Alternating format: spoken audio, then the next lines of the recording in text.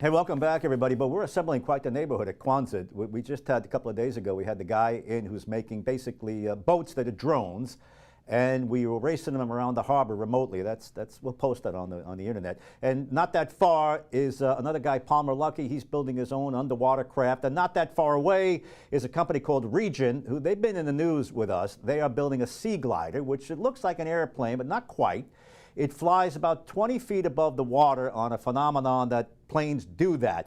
The guy who's going to explain that, you got to keep it simple, is Billy Thalheimer. He's the CEO of REGENT Aircraft. Welcome in. Hey, thanks, Jim, for having me. Also the co-founder. Also the co-founder. You're a Boston guy. Originally, yeah, but I'm a Rhode Island guy now. Went to MIT? I did, met my co-founder there. We were aerospace engineers.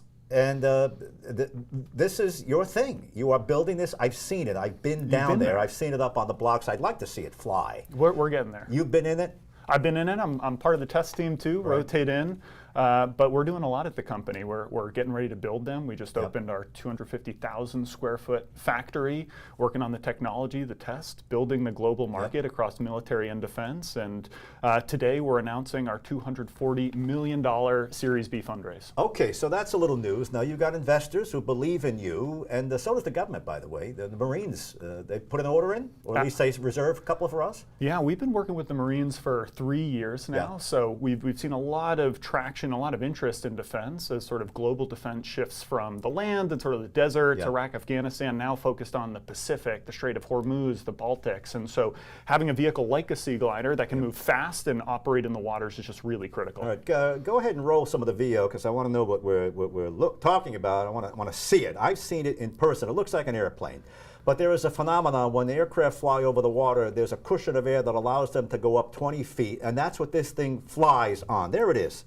And that goes out as a glider. You've got the skis underneath. It lifts up, you rev up the engine, and it flies. And you've done this, right? You've tested this thing. Well, that's exactly right. So REGENT builds Seagliders. Seagliders are hybrids of boats and planes. They operate in 3 modes. So they float, foil, and fly. They start off floating at the dock like a boat. They rise up on hydrofoils. That's one of the reasons why we're in Rhode Island, this incredible sailing world. We're using that same hydrofoil technology from the America's Cup to get up on those foils, get through the waves, and then we fly, and just like you said, we're flying on this cushion of air right over the surface of the water. It's the same cushion that birds fly on as they fly low over the surface.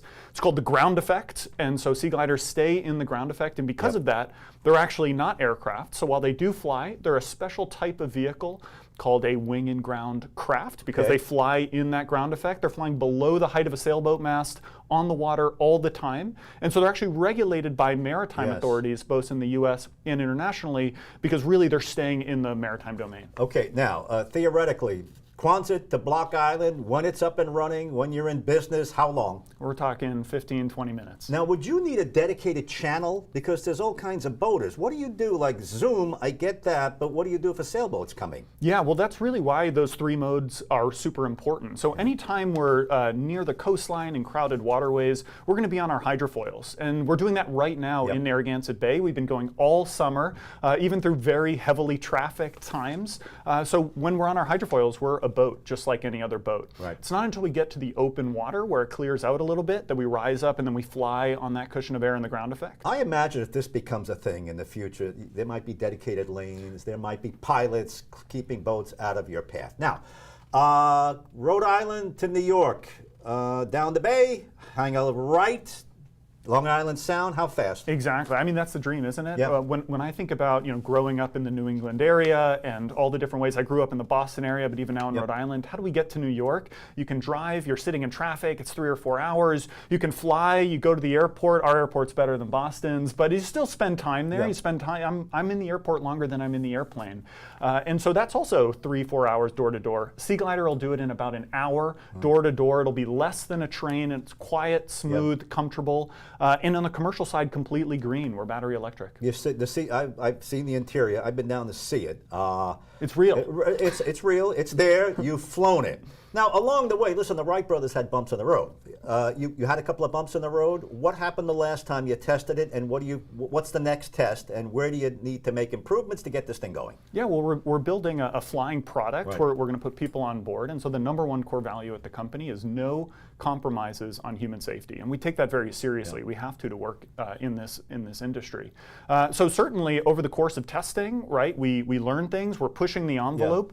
We, as the engineering and test team, want to determine the boundaries, where the thing works, where it stops working, so that we can fix it. So when we do deliver to customers, we are delivering a comprehensively and meticulously certified safe vehicle. Like anything, I would expect a failure. I would expect a problem with this engine. I would expect the wing to dip in. That is all part of the growing process. That's part of test. That's why you call it test, right? As you're learning things. These are electric engines? Yes, they are. So basically, we have these distributed electric engines, electric motors on the wing. That's what allows us to take off and land so slowly. It gives us lots of sea state tolerance, and that's why the military is so interested, because we can take off and land in an open water sea state. What would the Marines do with one? Lots of missions. So far, we've already demonstrated with the Marine Corps the ability to do contested logistics. So really, for the first time since World War II, we're focused on moving things around the island chains in places like the Pacific Ocean. So we have all this payload, all this cargo capacity. Also, critically important mission is the medevac mission. So right now, we're able to get out to someone in the open waterway at the speed of a helicopter, but then like a boat, we're right on the water, able to pull people in, give them urgent care. It's endless. Hawaii, inter-island travel. Oh, yes. France to England, Channel. It's endless. Up and down the Hudson River. It's endless.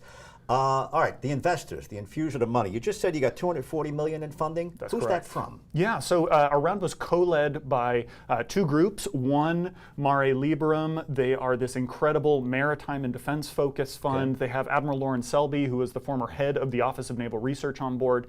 And then on the other, AE Ventures. They're the venture arm of AE Industrial. They're this incredible aerospace leader. And so just like Regent is part boat, part plane, our lead investors, part maritime, part aerospace. And then we took on a $120 million debt facility from Erebor Bank, which is Palmer Luckey. Our neighbor across the way is his new bank. Right. So these guys believe in you. Here's $240 million. Build it, and we're going to make money with you. Everybody's going to make money if this thing gets up. Absolutely. Can anybody get in? IPO, offering of stock. What's ahead? Well, we're certainly considering future fundraising plans and exits in the future. Right now, the team is super focused on flying that full-scale vehicle. So the one you saw, right now we're in the hydrofoil testing, right? So we float foil. Flight is very near on the horizon. We have already flown the smaller one. That's our Squire drone, our fully autonomous one, mostly with military applications there, some commercial. And so we're focused on flight. We're focused on equipping our manufacturing facility. That's really where this $240 million are going. We have 250,000 square feet. We just opened in Quonset, one of the largest buildings in the state. We're going to be bringing lots of jobs, up to 750 jobs that we've communicated with the state as well, filling out that facility and expanded engineering. And then, who knows? All right. No, Governor McKee talks you up. He's got a tight election, but he's talking you up. What did you get from the state? What did you ask for? What did you get? Well, I'd say first and foremost, it is support in this incredible environment to build, right? Rhode Island is really being put on the map in terms of a leader in maritime and defense. So we really found our niche as a state with companies, as you mentioned, not just Regent, but Anduril and Havoc and Vatten and Saab. All these companies coming to Rhode Island and really innovating in this critical military application in maritime and defense. But moreover, it's support with the infrastructure development. There are few places in the country or even in the world where an early stage disruptive company can come in and get such support to build real things. Well, listen, it's real. I've seen it. You've been up on the skis. The next step is to fly it. You just got 240 large. These people believe in you. And you're building the building. The building's going to be tremendous. It's a huge, that's your production center underway. You've got 3 buildings, because I saw the hangar by the water, the production center, and then headquarters where you invite prospective investors in. That's right. We're giving Electric Boat a little run for their money as the campus on Quonset there. We do have those existing facilities, and we're planning to build out as we enter production. All right. Hey, Bill Thalheimer, you run Regent. What's the correct? Regent Aircraft, Regent Seaglider? Regent Craft. Again, we're not aircraft. That's we're Seagliders. It's not every day that we have a new mode of transportation. The last time was maybe 100 years ago with the helicopter. I want to come on. You got it. I want to come All right, on. we'll get you a seat, Gene. All right, Bill. Thanks for coming in. Thanks so much.